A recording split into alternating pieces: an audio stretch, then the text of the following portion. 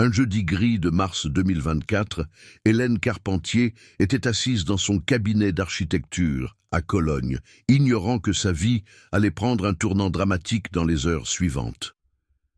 Cette femme de 48 ans venait de vérifier les plans d'un projet résidentiel durable lorsque son smartphone a vibré avec une notification Instagram.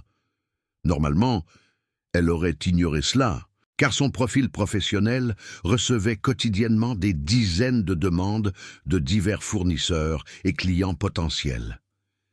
Mais ce matin-là, quelque chose était différent.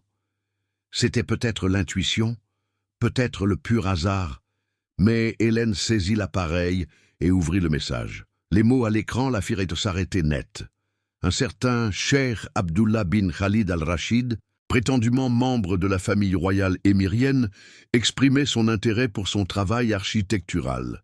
Il écrivait en anglais « impeccable » d'un projet culturel prestigieux à Dubaï et expliquait que sa combinaison unique de construction durable et de sensibilité culturelle était exactement ce que sa famille cherchait depuis des mois.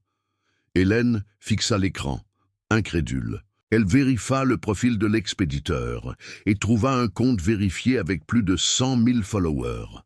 Les images montraient un homme distingué d'âge moyen en tenue émirienne traditionnelle, entouré de voitures de luxe, de palais et de chefs d'État apparents de différentes nations arabes. Pour comprendre pleinement la signification de ce moment, il faut connaître le passé d'Hélène. Il y a 3 ans, elle s'était séparée de Romain Collin après 18 ans de mariage. Un homme d'affaires prospère qui avait systématiquement diminué ses ambitions professionnelles. Tout au long de leur mariage, Romain l'avait qualifié de simple architecte local, sans vraies ambitions. Il avait rejeté ses rêves, de projets internationaux comme des fantasies naïves, et avait minimisé chacune de ses réalisations. Les cicatrices émotionnelles de cette relation n'étaient pas encore complètement guéries. Hélène s'était plongée dans son travail, avait construit son petit cabinet et avait remporté des succès modestes. Mais la reconnaissance internationale dont elle rêvait lui avait échappé.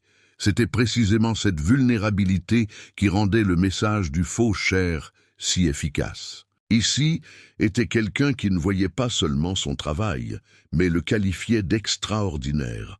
Quelqu'un avec du pouvoir, de l'influence et les moyens de réaliser ses rêves professionnels les plus audacieux.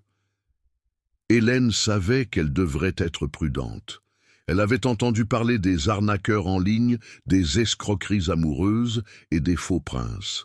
Mais ce cas semblait différent. Le profil vérifié, les connaissances détaillées de son travail, le ton professionnel, tout cela indiquait la légitimité. Après une longue hésitation, elle décida de répondre poliment. Elle remercia pour l'intérêt et demanda plus de détails sur le projet.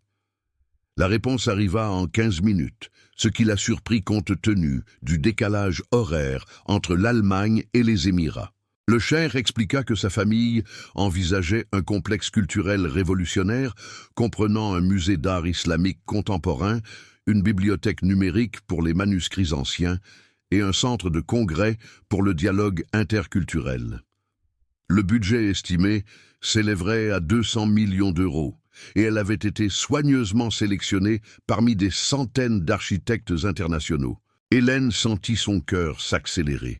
Elle se souvenait d'un projet qu'elle avait complété il y a 3 ans, une petite mosquée communautaire à Berlin-Kreuzberg.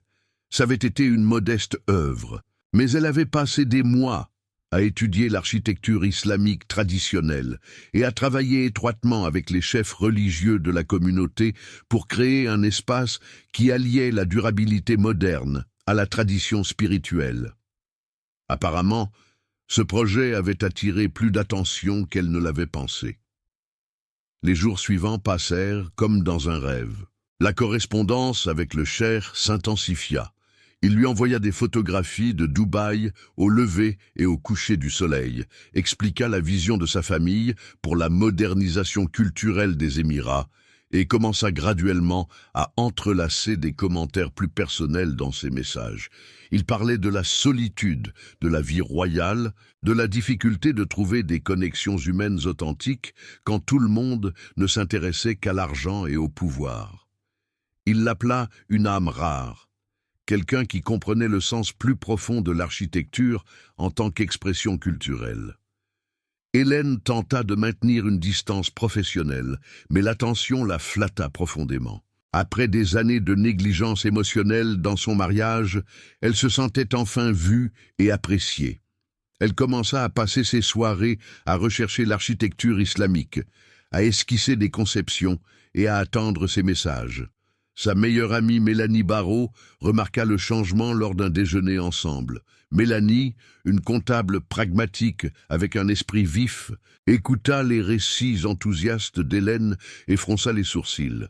Elle posa des questions inconfortables.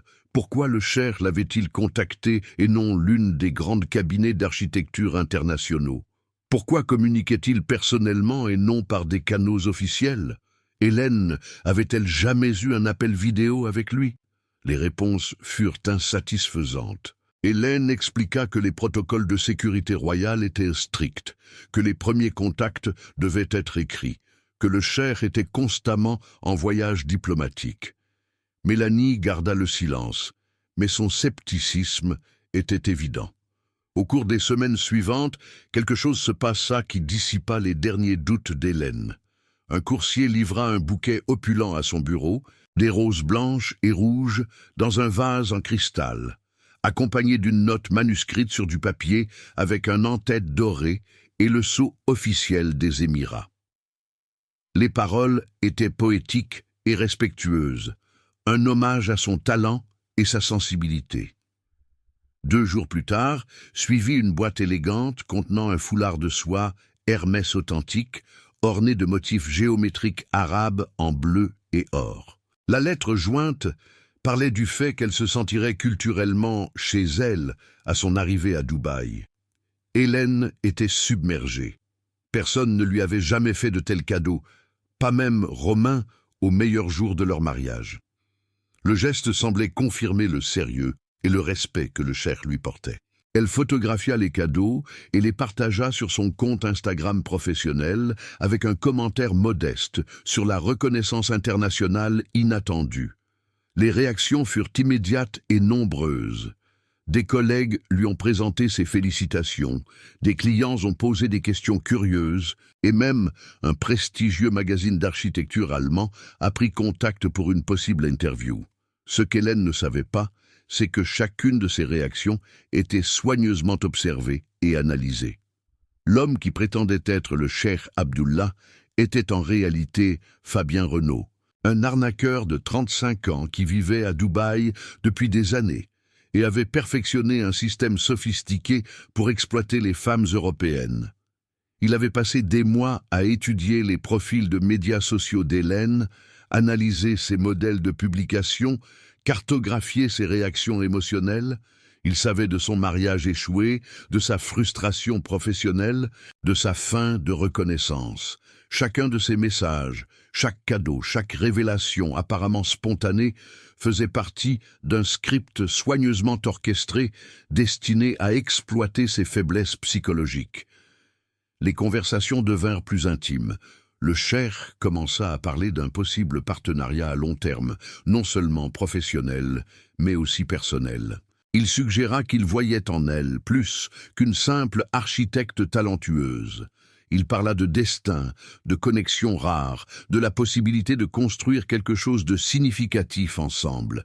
Hélène tenta de traiter rationnellement ces insinuations, mais son cœur réagit plus vite que son esprit. L'idée qu'un homme puissant et cultivé puisse la désirer non seulement professionnellement, mais aussi romantiquement, était enivrante. Un soir, à la fin de mars, assise seule dans son appartement et attendant un nouveau message, Hélène s'avoua qu'elle développait des sentiments. C'était absurde, elle le savait. Elle n'avait jamais rencontré cet homme en personne, jamais entendu sa voix, jamais regardé dans ses yeux. Et pourtant, elle se sentait plus proche de lui qu'à quiconque depuis des années. Il comprenait sa passion pour l'architecture, respectait son travail, voyait en elle le potentiel que Romain avait toujours nié. Était-ce si répréhensible de désirer ce genre de connexion? Le Cheikh proposa qu'elle voyage à Dubaï pour rencontrer le projet et sa famille en personne. Il promit de couvrir tous les frais, des vols en première classe, un hôtel 5 étoiles avec vue sur la mer, un chauffeur privé, tous les repas. Ce serait une occasion de tout voir de ses propres yeux avant de s'engager à quoi que ce soit. Hélène hésita à peine avant d'accepter. Elle se dit qu'elle serait professionnelle et prudente. Elle évaluerait le projet, rencontrerait la famille et prendrait alors une décision éclairée. Ce qu'elle ne savait pas, c'est que cette décision la mettrait en route dans un piège qui lui coûterait non seulement ses économies de 15 ans, mais presque aussi sa liberté. Les semaines avant le départ se déroulèrent dans un tourbillon de préparatifs et d'excitation croissante. Hélène Carpentier avait réorganisé ses rendez-vous, délégué les projets en cours à des collègues et passé des heures à étudier l'architecture islamique traditionnelle. Elle fit des croquis initiaux pour le complexe culturel, rechercha la réglementation de la construction des Émirats arabes unis et compila une présentation complète qu'elle voulait soumettre à la famille royale. Dans ses moments les plus optimistes, elle se voyait déjà comme une architecte internationale dont le nom serait mentionné aux côtés des plus grandes légendes de la profession. Le projet de mosquée à Berlin n'avait été que le début. Dubaï serait sa percée. Mélanie Barrault fit une dernière tentative pour ramener son amie à la raison. Lors d'un dîner chez Hélène, elle exposa ses préoccupations ouvertement. Elle parla des nombreux rapports sur les arnaqueurs se faisant passer pour des princes arabes, des femmes qui avaient perdu toute leur fortune à des escrocs charmants, des dangers de voyager seul dans un pays étranger pour rencontrer quelqu'un qu'on n'avait jamais vu en personne. Hélène écouta patiemment, mais ses réponses témoignaient d'une conviction qui n'admettait aucun doute. Elle expliqua qu'elle avait vérifié toutes les informations disponibles. La famille Al-Rachid existait réellement et était depuis des générations liée au gouvernement des Émirats. Le profil Instagram vérifié, les connaissances détaillées de son travail, les cadeaux coûteux, tout cela parlait en faveur de l'authenticité du Cher. Mais Mélanie n'abandonna pas. Elle demanda des appels vidéo, des documents officiels, une confirmation indépendante des autorités allemandes. Hélène soupira. Le cheikh avait expliqué que les protocoles de sécurité royale imposaient des restrictions strictes sur la communication numérique. Les premiers contacts devaient toujours être écrits, et les rencontres visuelles n'étaient permises qu'après une rencontre personnelle et un contrôle de sécurité. Cela pouvait sembler vieillot, mais c'est ainsi que fonctionnaient les monarchies. Mélanie secoua la tête mais ne dit rien de plus. Elle connaissait bien Hélène pour savoir que d'autres arguments seraient inutiles. Son amie avait pris sa décision et rien ne l'arrêterait. La veille de son départ, Hélène entreprit néanmoins une démarche qui devrait lui donner une dernière mesure de sécurité. Elle appela le consulat des Émirats arabes unis à Düsseldorf pour confirmer officiellement l'invitation. Une voix amicale à l'autre bout de la ligne lui demanda d'attendre un moment. Après quelques minutes, l'employé du consulat revint et confirma qu'il existait effectivement une invitation pour Hélène Carpentier, délivrée par un membre de la famille royale pour un projet culturel approuvé. Hélène raccrocha avec soulagement. C'était la preuve définitive dont elle avait eu besoin. Un consulat officiel ne participerait jamais à une fraude. Ce qu'Hélène ne savait pas, c'est que Fabien Renaud avait appelé le consulat seulement 2 heures plus tôt. Il s'était présenté comme son assistant personnel et avait confirmé les détails d'une invitation qui n'avait jamais été délivrée par des autorités royales légitimes. L'employé du consulat, habitué aux demandes de routine, avait dûment saisi les informations dans le système sans remettre en question leur authenticité. C'était un tour étonnamment simple, basé sur l'hypothèse que les personnes en position officielle remettent rarement en question ce qui leur est présenté comme un fait établi. Le vol Emirates de Francfort à Dubaï décolla ponctuellement à 14h30. Hélène n'avait jamais volé en première classe et l'expérience dépassit toutes ses attentes. Le siège qui se transformait en lit confortable, le champagne Dom Pérignon, le menu gastronomique, le service impeccable des hôtesses de l'air, tout confirmait la légitimité de son voyage. Elle prit discrètement des photos qu'elle montrerait plus tard à ses amis et passa les 7 heures de vol à perfectionner sa présentation et à rêver de son avenir brillant.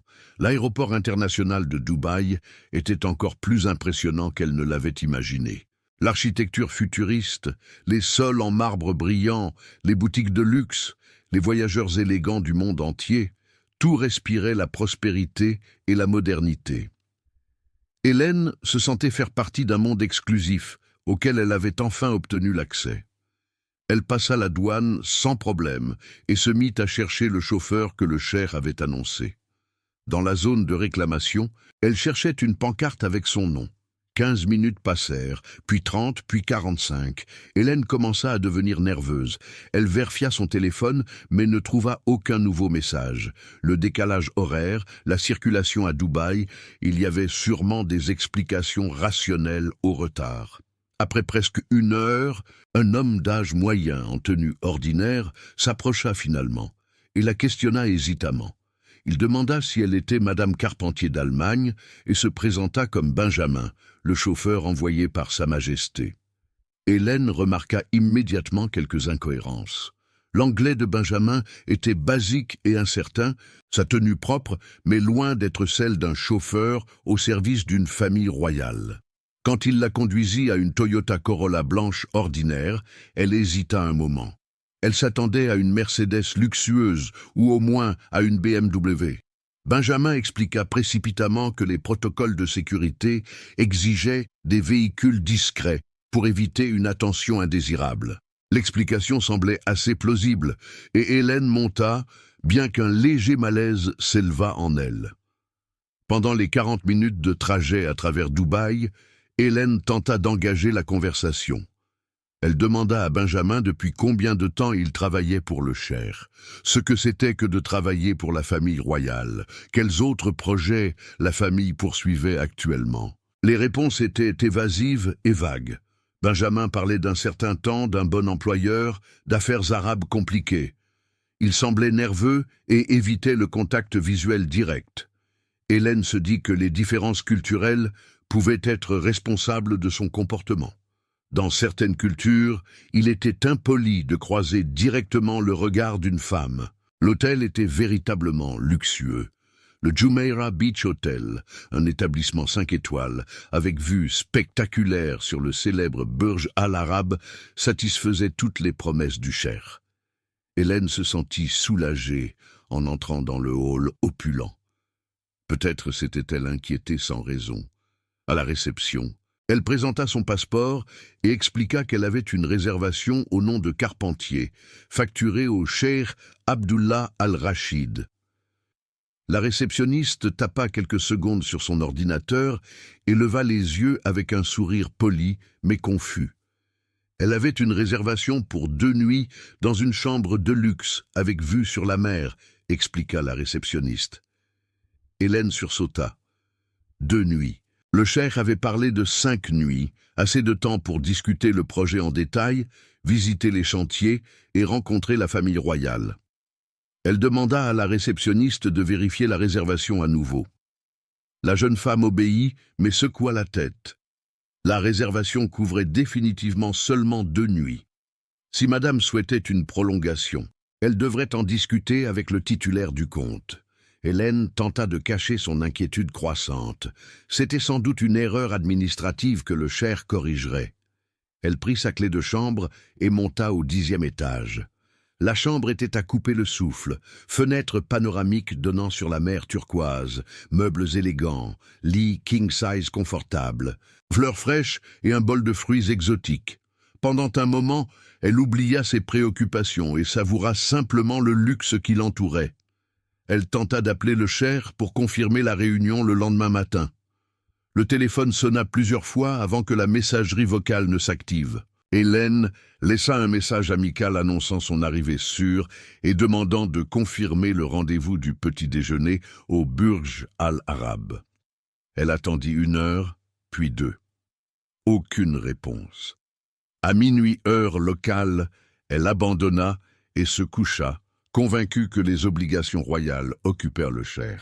Le lendemain matin, elle se réveilla à 8 heures et vérifia immédiatement son téléphone. Encore aucun message. À 8h30, elle écrivit un message WhatsApp poli demandant la réunion prévue. La réponse n'arriva qu'à 10 heures, et son contenu fit tomber le cœur d'Hélène. Le cher s'excusa profusément pour les désagréments. Une urgence familiale urgente, sa tante avait été hospitalisée dans un état de santé critique, le forçait à rester auprès de sa famille. La réunion devrait être reportée au jour suivant. Il compenserait l'absence par un déjeuner exclusif au restaurant le plus luxueux de Dubaï. Hélène passa la journée seule et explora Dubaï par elle-même. Elle visita le Burj Khalifa, flâna dans les souks traditionnels, admira l'architecture moderne de la marina. La ville était fascinante, un mélange de traditions arabes et de visions futuristes, exactement le genre d'environnement dans lequel elle voulait travailler. Mais un sentiment gnawing l'accompagna dans les rues scintillantes. Quelque chose ne tournait pas rond, bien qu'elle ne puisse pas dire exactement quoi. Le deuxième jour, le modèle se répéta. À 13 heures, 1 heure avant le déjeuner prévu, elle reçut une autre annulation. La situation familiale s'était détériorée et le cher ne pouvait absolument pas quitter l'hôpital. Il proposa de reporter la réunion au lendemain et mentionna au passage que son frère, le prince Khalid, pourrait apparaître à sa place s'il restait empêché. La mention d'un autre membre de la famille rassura un peu Hélène. Si plusieurs personnes étaient impliquées dans le projet, cela pouvait difficilement être une fraude. Cette nuit-là, elle tenta de prolonger sa réservation d'hôtel, seulement pour découvrir que son compte n'autorisait pas de nouvelles réservations. Elle dut utiliser sa propre carte de crédit, 800 € par nuit, qu'elle n'avait pas planifiée. En signant la confirmation de réservation, un froid doute s'éleva en elle. 2 annulations d'affilée, une réservation d'hôtel raccourcie, un chauffeur nerveux dans une voiture ordinaire, tous ces détails s'assemblaient en un modèle troublant. Pour la première fois depuis des semaines, Hélène se permit d'envisager la possibilité que Mélanie ait pu avoir raison. Mais elle repoussa rapidement la pensée. Demain, tout aurait un sens. Demain, elle rencontrerait enfin le cher en personne et obtiendrait des réponses à toutes ses questions. Le 3e jour de son séjour à Dubaï, Hélène Carpentier se réveilla avec une sensation d'épuisement, bien au-delà de la simple fatigue physique. La nuit avait été agitée, marquée par des rêves confus et des doutes rongeurs qu'elle avait si obstinément réprimés à l'état de veille. Elle resta quelques minutes au lit et fixa le plafond de la luxueuse chambre d'hôtel, essayant de mettre de l'ordre dans ses pensées. La situation était devenue plus compliquée qu'elle ne l'avait imaginé, et pour la première fois depuis son arrivée, elle se permit d'envisager sérieusement la possibilité de s'être trompée. À 15 heures, alors qu'elle avait déjà prévu un autre après-midi solitaire à Dubaï, son téléphone vibra avec un message qui semblait changer tout. Le cheikh annonça avec une joie débordante que sa tante avait connu une guérison miraculeuse et qu'il pouvait enfin trouver du temps pour la réunion tant attendue. Un chauffeur la cherchait à 18 heures et la conduirait à sa propriété privée, où un dîner spécial était préparé en son honneur. Il s'excusa encore une fois pour les retards et promit de tout réparer. Hélène sentit le soulagement et l'excitation submerger temporairement ses doutes. Enfin, elle rencontrerait l'homme avec lequel elle correspondait depuis des mois. Enfin, elle obtiendrait des réponses à ses questions. Elle passa les heures restantes à se préparer soigneusement. Elle choisit une robe élégante mais conservatrice en bleu marine qui démontrait son respect pour la culture arabe. Elle vérifia sa présentation une dernière fois et arrangea les croquis qu'elle avait apportés. À 18 heures précises, elle se tenait dans le hall de l'hôtel, prête pour la réunion qui changerait sa vie. Cette fois, Benjamin arriva à l'heure et à la surprise d'Hélène, il conduisait une Mercedes classe S noire, exactement le véhicule qu'elle avait attendu dès le début. Benjamin lui-même semblait changer. Son anglais paraissait plus fluide, sa posture plus confiante. Il s'excusa pour les désagréments antérieurs et expliqua que les traditions royales étaient parfois compliquées. Pendant le trajet, Hélène remarqua qu'il quittait les quartiers touristiques et entrait dans un quartier résidentiel avec de magnifiques villas. Les maisons ici étaient impressionnantes, entourées de jardins bien entretenus et de clôtures de sécurité discrètes, mais elles ne correspondaient pas à son idée d'un palais royal. Benjamin semblait deviner ses pensées. Il expliqua que Sa Majesté préférait sa propriété privée pour les réunions intimes avec des invités spéciaux. Le palais officiel était réservé aux cérémonies d'État, tandis que cette maison permettait de vraies amitiés et connexions personnelles. L'explication semblait raisonnable et Hélène hocha la tête, bien qu'une partie d'elle se demanda pourquoi un prince aurait besoin d'une propriété privée séparée. Le portail s'ouvrit automatiquement et la Mercedes monta une courte allée menant à une villa élégante de style arabe moderne. Hélène descendit et examina le bâtiment avec intérêt professionnel. L'architecture était du goût, un mélange d'éléments islamiques traditionnels et de design contemporain, exactement le type d'esthétique qu'elle avait envisagé pour le projet culturel. Avant qu'elle puisse sonner, la porte en bois finement sculptée s'ouvrit, et un homme apparut qui fit s'arrêter son cœur. Il était attirant, à peu près l'âge qu'elle avait attendu, avec une barbe bien soignée et un sourire charismatique. Il portait une dish d'achat blanche traditionnelle et une koufiya, qui soulignait sa prétendue origine royale. Mais quelque chose ne tournait pas rond. Ses traits ne correspondaient pas tout à fait aux photos qu'elle avait étudiées pendant des mois. Sa voix semblait plus jeune, son accent pas tout à fait comme elle l'avait imaginé. Hélène écarta ces incohérences et les attribua à sa nervosité. Il la salua les bras ouverts et un sourire chaleureux. Il l'appela par son prénom et exprima sa joie de la rencontrer enfin en personne. Il prit sa main et la garda un moment plus longtemps qu'il ne serait purement professionnel. Hélène sentit un fourmillement qu'elle interpréta comme de l'excitation, bien que cela aurait pu être du malaise. Il la conduisit à l'intérieur de la maison, qui était aussi impressionnante que la façade. Des tapis persans couvraient les sols en marbre, des œuvres d'art islamique décoraient les murs, des lustres en cristal jetaient une lumière chaude sur des meubles anciens. Le dîner fut servi dans une salle à manger opulente, à une table dressée pour 12 personnes, bien qu'ils soient les seuls invités. Un homme plus âgé, et présenté par le cheikh comme son assistant personnel Mahmoud, servit une succession de plats arabes traditionnels. Houmous, taboulé, agneau grillé, riz épicé, pain pita frais. Chaque cours était une œuvre d'art culinaire. Le cheikh expliqua avec une fierté évidente qu'il avait personnellement sélectionné les plats pour satisfaire ses goûts supposés. Pendant le dîner, il détourna habilement la conversation des sujets commerciaux vers des sujets personnels. Il demanda son enfance, sa famille, ses rêves et ses déceptions. Hélène se trouva racontant des choses qu'elle n'avait confiées à personne depuis des années. Elle parlait de son mariage échoué, des humiliations constantes de Romain, de son sentiment de ne jamais avoir atteint son plein potentiel professionnellement. Le cheikh l'écouta avec une sympathie apparemment sincère. Il dit qu'il admirait sa force, que des hommes comme son ex-mari ne pouvaient reconnaître la grandeur d'une femme comme elle, qu'il voyait en elle non seulement une architecte talentueuse, mais une âme extraordinaire. Les mots étaient comme un baume sur les blessures qu'Hélène croyait depuis longtemps guéries. Elle se sentait comprise, appréciée, désirée.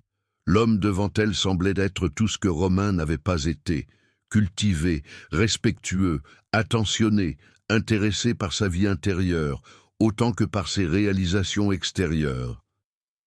Quand il prit sa main par-dessus la table et la regarda dans les yeux, elle sentit ses limites professionnelles commencer à s'estomper. Après le dessert, il la conduisit par un corridor vers un bureau rempli de livres d'architecture et de plans de construction. Il étala des documents sur une grande table, des plans d'étage, des permis, des projections financières. Tout semblait authentique et détaillé. Il expliqua la vision de sa famille pour le complexe culturel, les exigences architecturales, le calendrier, le budget. Hélène présenta ses croquis et il réagit avec un enthousiasme qui allait bien au-delà d'une simple courtoisie. Il appela ses idées brillantes, visionnaires, exactement ce que sa famille cherchait. Puis vint le moment sur lequel Fabien Renaud, le vrai nom de l'homme qui prétendait être cher, avait travaillé pendant des mois.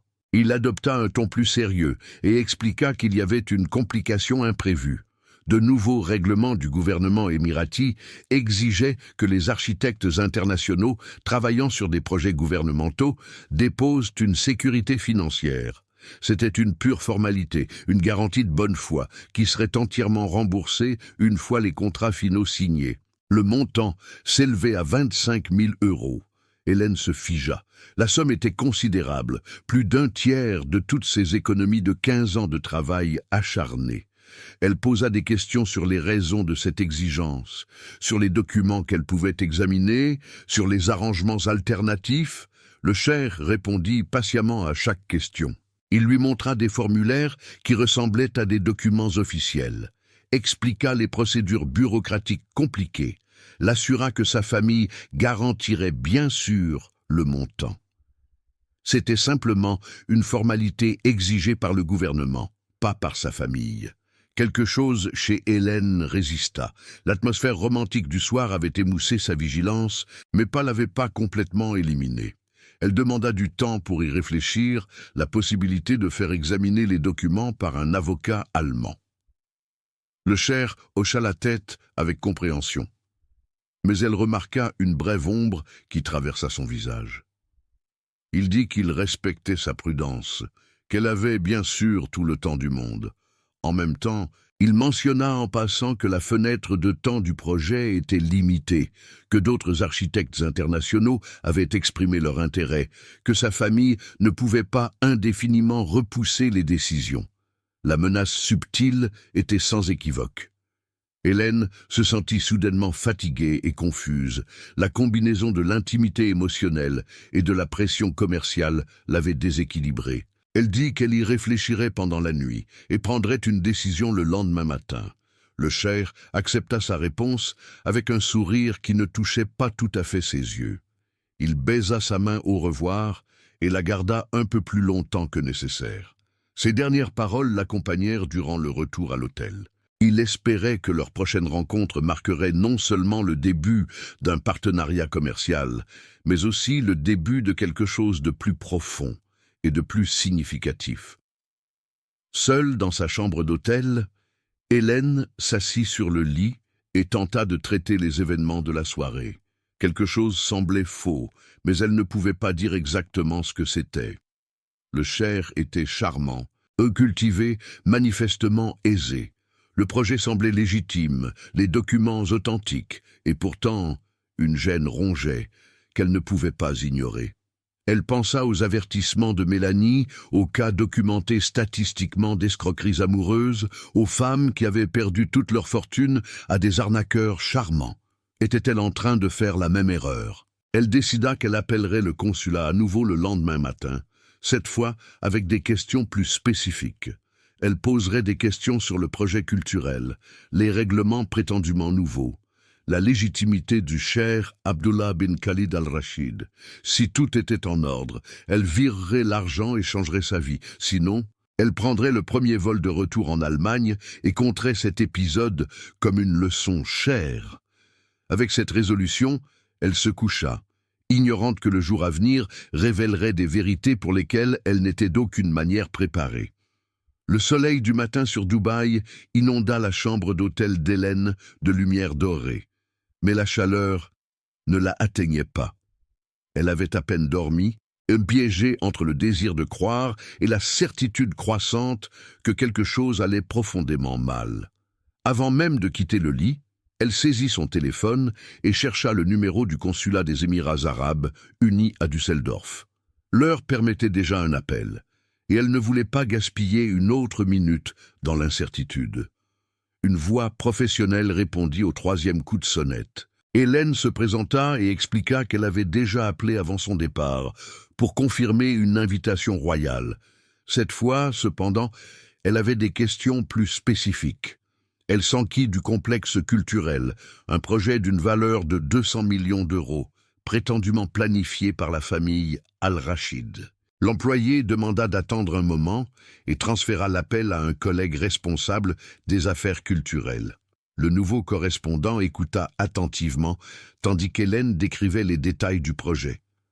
Quand elle eut terminé, suivit un long silence. Puis, l'homme parla d'une voix clairement plus grave qu'auparavant. Il expliqua qu'il n'était au courant d'aucun projet culturel de cette ampleur, récemment approuvé par un membre de la famille gouvernante. Les projets culturels à grande échelle seraient toujours annoncés publiquement par les canaux officiels. Il demanda le nom complet du cheikh qui l'avait contacté. Hélène prononça le nom qu'elle avait lu dans ses messages pendant des mois. Abdullah bin Khalid al-Rachid, prince de la famille royale émirienne, environ 45 ans. Encore une fois, le silence enveloppa la ligne. Puis l'employé du consulat lui dit que la famille gouvernante des Émirats arabes unis s'appelait en fait Al-Nahyan, non Al-Rachid. Bien qu'il existât diverses familles influentes aux Émirats, un cheikh Abdullah bin Khalid al-Rachid, de l'âge et de la position qu'elle décrivait, n'était pas enregistré dans les dossiers officiels. La pièce semblait tourner autour d'Hélène. Elle saisit le bord du lit pour se stabiliser alors qu'elle essayait de traiter les paroles. L'employé continua, sa voix maintenant d'une inquiétude aiguë. Il avertit qu'il y avait eu une augmentation récente des cas de fraude impliquant des criminels se faisant passer pour des membres de familles royales pour exploiter des citoyens européens. Il l'exhorta vivement à contacter immédiatement la police locale si quelqu'un lui demandait de l'argent ou tentait de l'isoler. Hélène remercia d'une voix tremblante et raccrocha. Elle s'assit sur le lit, immobile pendant plusieurs minutes, tandis que la réalité s'infiltrait lentement dans sa conscience. Tout avait été un mensonge. L'invitation royale, le projet prestigieux, les insinuations romantiques, rien de cela n'était réel. L'homme à qui elle avait confié son cœur et presque ses économies était un arnaqueur. Les cadeaux coûteux, les explications élaborées, les documents apparemment authentiques, tout était une façade soigneusement construite. Son téléphone vibra avec un nouveau message. Le prétendu cheikh demandait si elle avait bien dormi et quand elle serait prête à régler les questions financières. Il proposa d'envoyer Benjamin à 10 heures pour la chercher à la villa où tout pourrait être discuté davantage. Hélène fixa les paroles et sentit la peur se mélanger à la colère. Elle décida de le confronter, de lui dire en face qu'elle avait percé ses mensonges. C'était peut-être imprudent, mais elle refusait de s'enfuir comme une victime apeurée. Elle répondit qu'elle était prête et attendit Benjamin dans le hall. Cette fois, elle le regarda avec des yeux nouveaux. Sa nervosité, ses réponses vagues. Son malaise évident avait maintenant un sens. Il n'était pas un serviteur loyal d'une famille royale, mais le complice d'un criminel. Le trajet à la villa s'effectua dans un silence tendu. Hélène observa le paysage qui défilait et se demanda comment elle avait pu être si aveugle. À la villa, le même homme la reçut, avec le même sourire charmant et les mêmes paroles réconfortantes. Il l'appela sa partenaire estimée et exprima sa joie qu'elle ait pris une décision positive. Hélène le suivit à l'intérieur de la maison. Chaque pas une décision consciente. Dans le bureau, il indiqua les documents préparés et expliqua que le virement devait se faire aujourd'hui pour respecter les délais bureaucratiques. Hélène inspira profondément puis parla avec un calme qui la surprit elle-même. Elle lui dit qu'elle avait appelé le consulat ce matin. Le silence qui suivit ses paroles était assourdissant. Elle regarda son visage et vit le sourire charmant gelé. Quelque chose de froid et de calculé brillait derrière ses yeux. Elle continua, expliquant que le consulat n'avait aucun dossier sur un projet culturel, que la famille gouvernante des Émirats s'appelait Al-Nahyan et qu'aucun cheikh Abdullah bin Khalid al-Rachid n'existait dans les registres officiels. Pendant un long moment, il ne dit rien. Puis tout son être changea. La façade élégante tomba comme un masque trop longtemps porté. Sa posture devint agressive, sa voix plus dure, son accent soudainement clairement différent d'avant. Il demanda si elle croyait être plus intelligente que tous ceux qui l'avaient précédée. Ses paroles confirmèrent ce qu'Hélène avait déjà redouté. Elle n'était pas sa première victime. Il se présenta avec son vrai nom, Fabien Renaud. non comme une expression de repentance, mais comme une démonstration de pouvoir. Il expliqua qu'elle n'irait nulle part jusqu'à ce que la question financière soit réglée. Son organisation avait investi du temps et des ressources en elle, et cet investissement porterait ses fruits, qu'elle coopère ou non. Hélène sentit son courage commencer à s'effriter.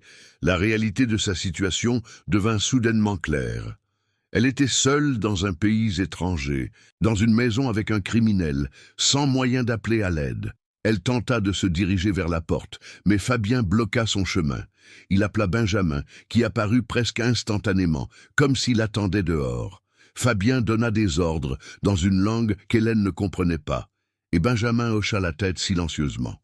Ensemble, ils conduisirent Hélène par un corridor vers une pièce qu'elle n'avait pas remarquée la veille. C'était une petite chambre, avec un lit simple, une fenêtre grillagée et une porte qui ne s'ouvrait que de l'extérieur. La réalisation la frappa comme un coup. Cette ville-là n'était pas seulement un endroit pour des dîners romantiques et des conversations commerciales. C'était une prison, aménagée pour des femmes comme elle. Fabien se tenait dans l'encadrement de la porte et la regardait avec un calcul froid. Il expliqua les règles de sa nouvelle situation. Elle resterait dans cette chambre jusqu'à ce qu'elle soit prête à coopérer. Ses cartes de crédit, ses données bancaires, son passeport étaient déjà en sa possession. Avec le bon persuasion, elle ferait elle-même les virements nécessaires. Si elle refusait, il existait d'autres méthodes. Dubaï était une ville où les gens disparaissaient sans que quiconque ne pose de questions. La porte se ferma derrière lui et Hélène entendit le déclic d'une serrure. Elle était piégée. La panique qu'elle avait jusque-là réprimée s'abattit sur elle de toute sa force. Elle martela la porte, cria à l'aide, bien qu'elle sût que personne ne l'entendrait. Après un moment, son énergie s'épuisa et elle s'effondra sur le lit, les larmes coulant sur son visage. Comment avait-elle pu être aussi naïve? Tous les avertissements avaient été là, et elle en avait ignoré chacun. Les heures passèrent, ou peut-être seulement des minutes. Dans l'isolement, le temps perdit son sens. La fenêtre montrait un jardin bien entretenu, mais les barreaux lui rappelaient constamment sa captivité. Elle examina chaque coin de la pièce, cherchant les faiblesses, les moyens de s'échapper. Les murs étaient solides, la porte robuste, la fenêtre trop petite et trop bien sécurisée. Fabien avait manifestement l'expérience de retenir des gens. En fin d'après-midi, la porte s'ouvrit et Benjamin entra avec un plateau. Riz, poulet grillé, eau. Il évita son regard et plaça le repas sans un mot sur une petite table. Hélène lui parla, sa voix rauque d'avoir crié et pleuré. Elle lui demanda comment il pouvait dormir la nuit, s'il comprenait qu'il participait à un crime, s'il avait une famille qui saurait ce qu'il faisait. Benjamin hésita à la porte. Pour un moment, il sembla humain, vulnérable, piégé dans une situation qu'il ne contrôlait peut-être pas complètement. Puis ses traits se durcirent à nouveau, et il quitta la pièce sans dire un mot. Hélène ne toucha pas au repas. Elle ne faisait pas confiance à la nourriture, craignant qu'elle soit altérée avec quelque chose pour briser sa volonté. À la place, elle s'assit à la fenêtre et regarda le soleil se coucher derrière les palmiers. En Allemagne, Mélanie devait maintenant s'inquiéter. Ils avaient convenu de parler régulièrement, et Hélène n'avait envoyé que de brefs messages textes depuis son arrivée. Mélanie sonnerait-elle l'alarme? Contacterait-elle les autorités? Ou supposerait-elle simplement que son amie était trop occupée par son excitant nouveau projet? La nuit tomba, et avec elle vint une obscurité plus profonde, non seulement physiquement, mais aussi psychiquement. Hélène resta éveillée sur le lit inconfortable et revécut chaque moment des mois précédents. Elle vit les signes qu'elle avait manqués, les questions qu'elle n'avait pas posées, les avertissements qu'elle avait ignorés. Son désir de reconnaissance, de deuxième chance en amour et en succès, l'avait aveuglée aux signaux d'avertissement les plus évidents. Et maintenant, elle était piégée dans une situation dont elle ne pourrait peut-être pas s'échapper. Tandis que les heures de la nuit s'étiraient sans fin, Hélène commença à former un plan. Elle n'abandonnerait pas sans se battre. Elle trouverait un moyen de s'échapper de ce cauchemar, même si c'était la dernière chose qu'elle ferait. Les premières 24 heures de sa captivité, Hélène Carpentier les passa dans un état entre la panique et le calme forcé. Elle se força à respirer profondément, à ordonner ses pensées et à envisager la situation avec l'esprit analytique qui l'avait aidé tant de fois en tant qu'architecte. Chaque bâtiment avait des faiblesses, chaque structure des accès cachés. Elle devait seulement trouver où se trouvaient les faiblesses de cette prison. Le deuxième jour, elle commença à étudier systématiquement son environnement. La pièce elle-même offrait peu d'espoir. Les murs étaient massifs, la porte en bois épais avec une serrure moderne, verrouillée de l'extérieur. La fenêtre était petite, peut-être 60 par 40 cm, et sécurisée avec des barres de fer solides, encastrées dans le cadre. Même si elle parvenait à retirer les barres, c'était douteux qu'elle puisse passer par l'ouverture, mais Hélène n'abandonna pas. Elle observa les ombres qui tombaient par la fenêtre et calcula la direction du ciel. La pièce était située à l'arrière de la maison, loin de l'entrée principale.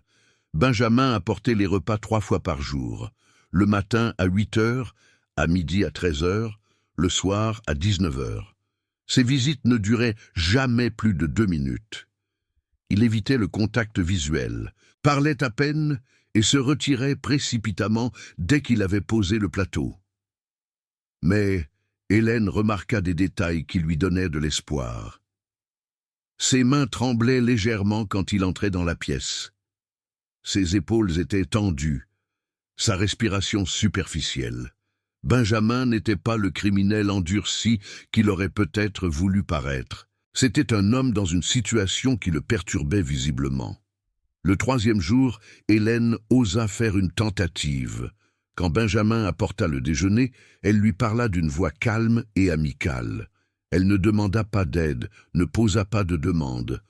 Au lieu de cela, elle s'enquit de sa vie, sa famille, ses rêves. D'abord, il ne réagit pas. Mais quand elle mentionna qu'elle comprenait ce que c'était d'être piégée dans des situations qu'on ne contrôlait pas, il s'arrêta. Pour un bref moment, leurs regards se rencontrèrent, et Hélène vit quelque chose dans ses yeux qui ressemblait à de la honte. Au cours des jours suivants, elle construisit prudemment une connexion. Elle lui raconta son mariage échoué, les années de captivité émotionnelle qu'elle avait endurées sous Romain. Elle parla de la possibilité de prendre des décisions qui changeaient sa propre vie, même si elles étaient difficiles et effrayantes. Benjamin écouta, d'abord silencieusement, puis avec des remarques occasionnelles. Il lui raconta qu'il venait du Sénégal, que sa famille était pauvre, qu'il était venu à Dubaï pour gagner de l'argent et l'envoyer à la maison. Fabien lui avait promis du travail, un passeport, un avenir. À la place, il avait confisqué son passeport et l'avait impliqué dans des activités criminelles. Hélène l'écouta attentivement et réprima le jugement qui s'élevait en elle. Benjamin n'était pas innocent, il participait à sa captivité. Mais il était aussi lui-même un prisonnier, piégé dans un système de dépendance et de peur. Elle lui demanda s'il voulait vraiment vivre comme cela, s'il pourrait un jour expliquer à ses enfants comment leur père gagnait sa vie. La question le toucha visiblement.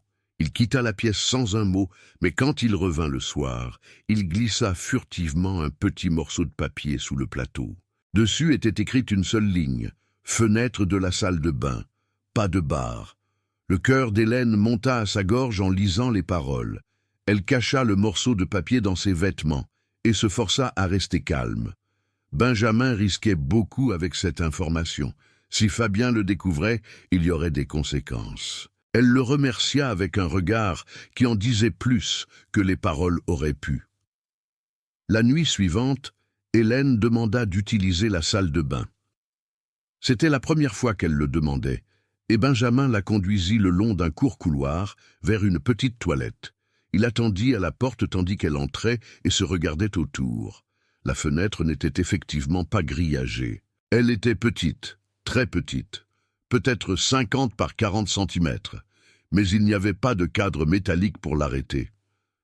La fenêtre donnait sur le jardin, qui était entouré d'un haut mur. Le mur avait des éléments décoratifs, des saillies et des ornementations qui pouvaient servir de prise pour escalader. C'était risqué. mais c'était possible. Les 2 jours suivants, Hélène passa à affiner son plan. Elle observa les mouvements dans la maison, les heures d'arrivée et de départ de Fabien, les routines des autres habitants. Elle remarqua qu'après minuit, un silence absolu régnait. La chambre à coucher de Fabien était de l'autre côté de la maison, assez loin pour ne pas entendre les bruits de la salle de bain. Benjamin dormait dans un bâtiment séparé, mais elle ne savait pas à quel point son sommeil était profond. Le 6e jour de sa captivité, Hélène prit sa décision. C'était maintenant ou jamais. Fabien avait commencé à devenir impatient. Lors de sa dernière visite, il avait laissé entendre que sa patience avait des limites et qu'il existait des méthodes pour rendre les femmes non coopérantes dociles. La menace avait été sans équivoque. Si elle n'agissait pas bientôt, la situation s'aggraverait. Cette nuit-là, elle mangea peu et but beaucoup d'eau pour rester éveillée. À 1 heure du matin, elle frappa à la porte et appela Benjamin. Elle prétendait avoir de fortes douleurs à l'estomac, peut-être une intoxication alimentaire. Il fallut 10 minutes avant que Benjamin n'apparaisse, endormi et contrarié. Il la conduisit à la salle de bain et murmura qu'elle se dépêche. Quand la porte se ferma derrière elle, le cœur d'Hélène commença à s'accélérer. Elle attendit quelques minutes et simula des bruits suggérant la nausée. Puis, elle s'attaqua silencieusement à la tâche.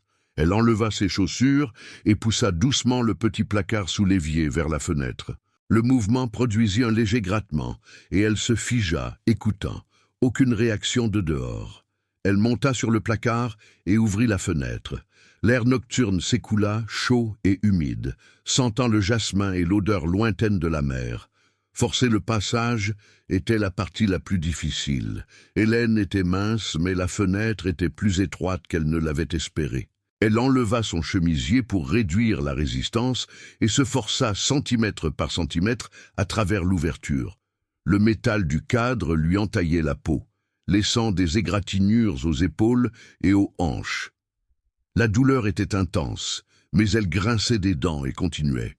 Après des minutes qui semblaient interminables, elle était dehors, atterrissant brutalement dans les buissons sous la fenêtre. Elle resta quelques secondes immobile et écouta. La maison était silencieuse, pas d'alarme, pas de cri. Elle remit son chemisier, ignora la douleur et les traces de sang, et s'orienta dans le jardin. Le mur était environ 3 mètres de haut, mais les éléments décoratifs offraient effectivement une prise. Hélène n'était pas une escaladeuse entraînée, mais l'adrénaline et la peur de la mort lui donnèrent des forces dont elle ne se croyait pas capable.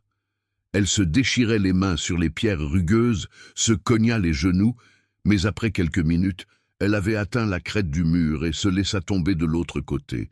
L'atterrissage fut brutal et elle sentit sa cheville droite protester. Mais elle était libre. Elle se trouvait sur une rue résidentielle tranquille, bordée de villas similaires à celle d'où elle venait de s'échapper. Il était un peu après 2 heures du matin et Dubaï dormait, mais pas complètement.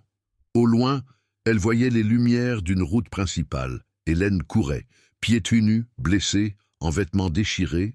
Elle courait dans les rues nocturnes d'une ville étrangère.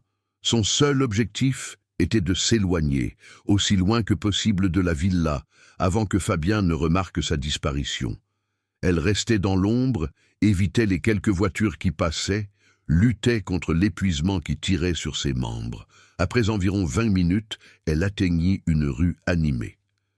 Malgré l'heure tardive, quelques taxis passaient et des groupes de noctambules quittaient les clubs et les restaurants. Hélène sortit de l'ombre et fit signe désespérément au premier taxi qu'elle vit. Le chauffeur s'arrêta et la regarda avec un mélange de surprise et d'inquiétude.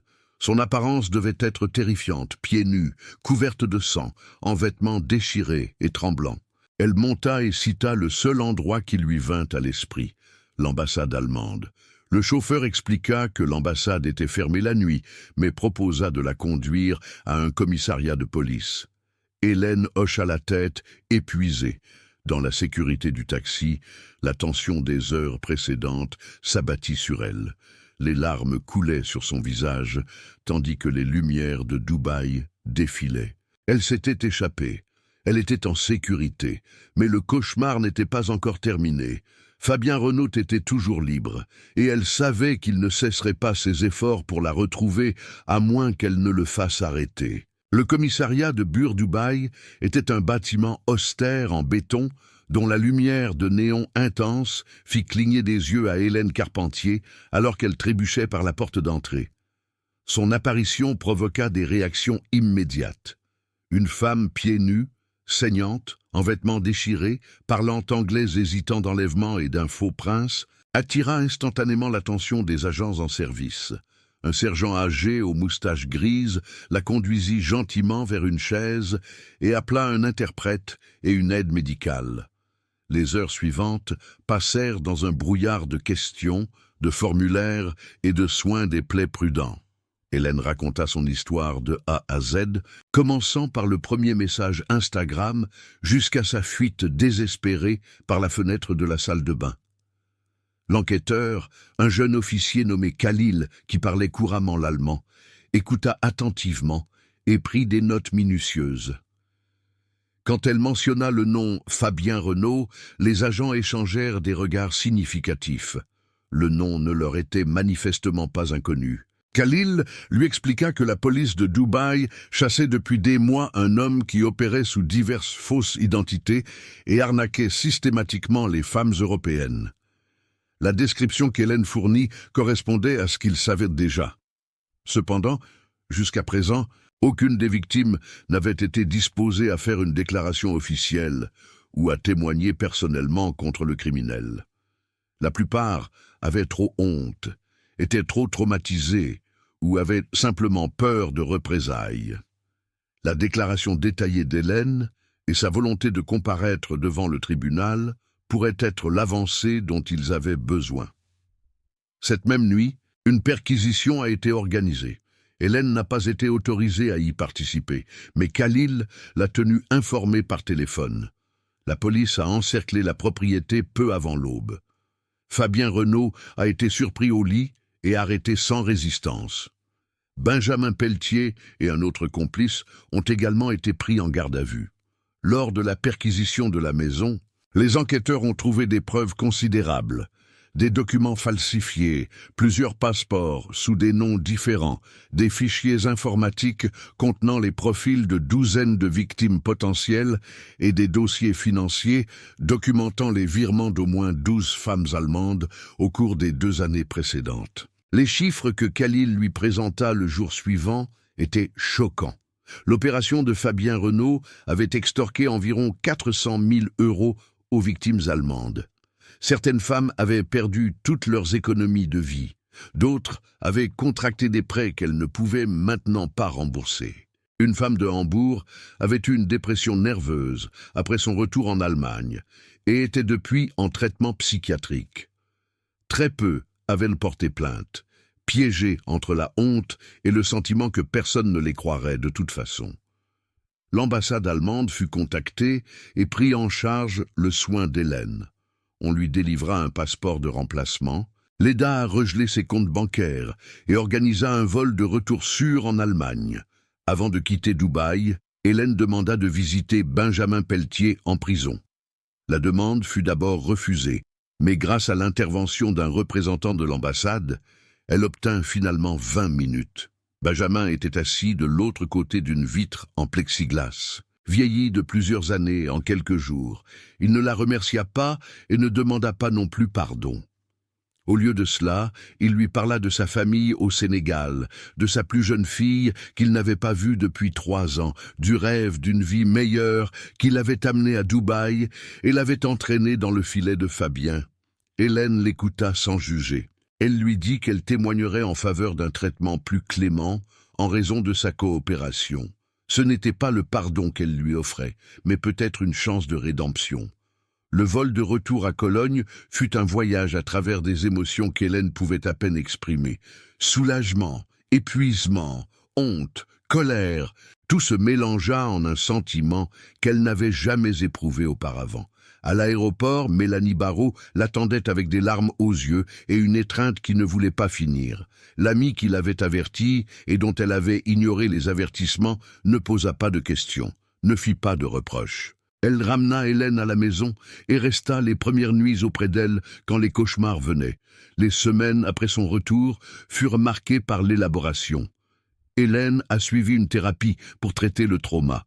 Elle a accordé des interviews approfondies à la police allemande et à Interpol, qui coordonnait maintenant des enquêtes internationales sur les réseaux ciblant les femmes européennes.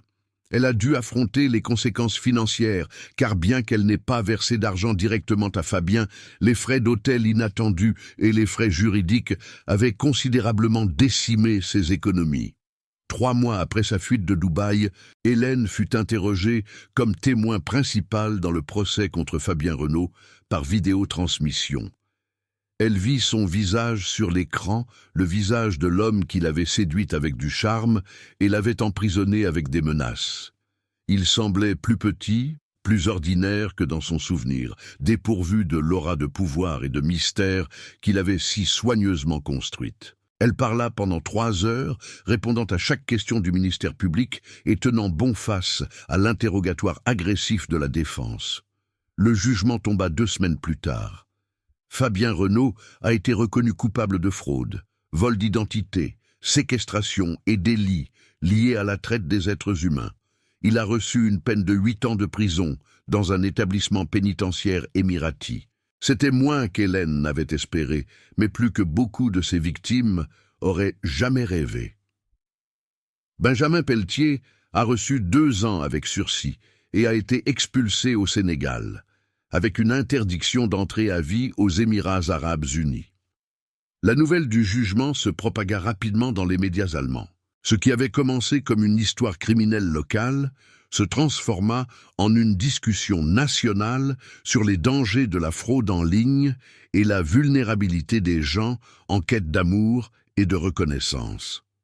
Hélène, qui initialement voulait préserver son anonymat, décida finalement de donner une interview détaillée au magazine Der Spiegel. Elle parla ouvertement de ses expériences, de ses erreurs, des signes d'avertissement qu'elle avait négligés. La réaction fut écrasante. Des centaines de femmes lui écrivirent, certaines avec des histoires similaires, d'autres pour la remercier d'avoir eu le courage de briser le silence. 6 mois après le jugement, Hélène fonda un groupe d'auto-assistance pour les femmes allemandes, victimes d'escroqueries amoureuses internationales. Les réunions mensuelles au centre communautaire de Cologne attirèrent bientôt des participants du pays entier. Des femmes qui s'étaient honteuses pendant des années trouvaient enfin un espace sûr pour partager leurs expériences. Hélène dirigeait les séances avec l'empathie d'une survivante et la clarté d'une femme qui avait transformé ses leçons les plus douloureuses en force. Son cas devint une étude de cas utilisée par le Bureau fédéral criminel allemand et Interpol dans les formations. Elle donna des conférences devant les services de police et les organisations de protection des victimes, sensibilisant aux tactiques de manipulation psychologique utilisées par les arnaqueurs professionnels. Elle insista constamment sur le fait que les victimes n'étaient pas des imbéciles naïfs, mais des gens avec des besoins humains normaux exploités par des experts de la manipulation. 1 an après sa fuite de Dubaï, Hélène Carpentier se tenait à la fenêtre de son bureau à Cologne et regardait la ville qui était à nouveau devenue son foyer. Elle n'avait pas réalisé de méga-projets internationaux, n'avait pas construit de musée à Dubaï, n'avait pas épousé un prince. Mais elle avait trouvé quelque chose d'autre, une vocation qui était plus significative que tout ce dont elle avait jamais rêvé. Son travail aidait d'autres femmes à reconnaître les signes d'avertissement avant qu'il ne soit trop tard, et donnait à celles pour qui c'était déjà trop tard un chemin de retour à la vie. Les cicatrices de son expérience ne guériraient jamais complètement. Il y avait des nuits où elle se réveillait en sueur, piégée dans des rêves de fenêtres grillagées et de menteurs charmants. Il y avait des moments où le bruit de son téléphone provoquait une panique irrationnelle. Mais avec chaque jour où elle aidait une autre femme, avec chaque histoire qu'elle partageait, avec chaque signe d'avertissement qu'elle soulevait, l'obscurité devenait un peu plus claire. Si quelque chose semble trop beau pour être vrai, avait-elle dit lors de l'une de ses conférences, c'est probablement le cas. Faites confiance à votre instinct. Posez des questions. Et si quelqu'un demande de l'argent, peu importe combien l'histoire semble convaincante, partez. Votre cœur peut guérir. Vos économies pourraient ne pas le faire. Ce n'était pas un message romantique, pas une histoire avec une fin heureuse au sens traditionnel. Mais c'était la vérité. Et parfois, la vérité était le seul trésor qui comptait vraiment.